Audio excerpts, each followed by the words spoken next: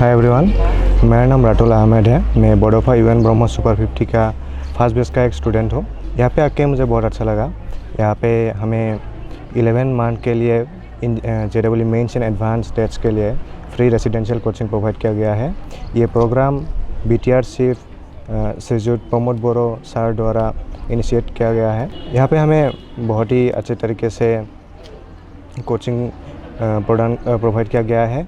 हम लोगों को बहुत ही अच्छा तरीके से खाना वगैरह, रहना वगैरह सब कुछ सुविधा प्रोवाइड किया गया है। और यहाँ पे रह के ही मैंने JEE मेंस 2023 क्लियर किया है और फ़िलहाल मैं JEE एडवांस के लिए प्रिपरेशन कर रहा हूँ।